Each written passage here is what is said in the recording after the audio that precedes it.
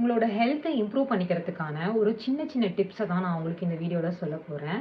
First விஷயம் வந்துட்டு, டெய்லியும் காலையில் நேரமாக எந்திரிக்க பழகுங்க. ஸோ ஒரு 5 to 7க்குள்ளே எந்திரிச்சிருங்க. ஒரு 2 மினிட்ஸ் ஆச்சும் ஃபிசிக்கல் ஆக்டிவிட்டி பண்ணுங்கள். ஸோ இதை வந்து உங்களோட ரெகுலரான ஹேபிட்டாக கொண்டு வாங்க.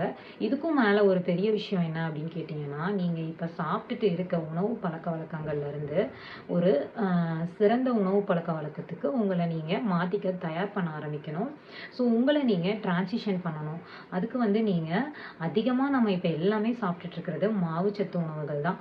இதை மாவுச்சத்து உணவுகளை நம்ம கட் பண்ணிவிட்டு கொஞ்சம் அதிகமான ஃபைபர் ஃபுட்ஸ் வந்து நம்ம எடுத்துக்கணும். இந்த ஃபைபர் ஃபுட்ஸ் எடுத்துக்கிட்டாலே நம்ம குடல் வந்து ஆரோக்கியமாக இருக்கும், நம்ம உடம்பும் ஆரோக்கியமாக இருக்கும், நம்ம மற்ற உறுப்புகள் எல்லாமே ஆரோக்கியமாக இருக்கும். இதை நீங்கள் ஹேபிட்டாக கொண்டு வாங்க, இதை நீங்கள் பழகுங்க.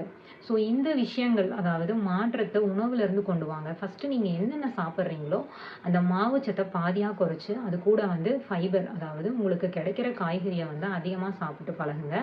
அதுக்கப்புறம் காலையில் எந்திரிச்சதுலேருந்து 9 மணி வரைக்கும் கட்டாயம் தண்ணியை மட்டும் குடிங்க.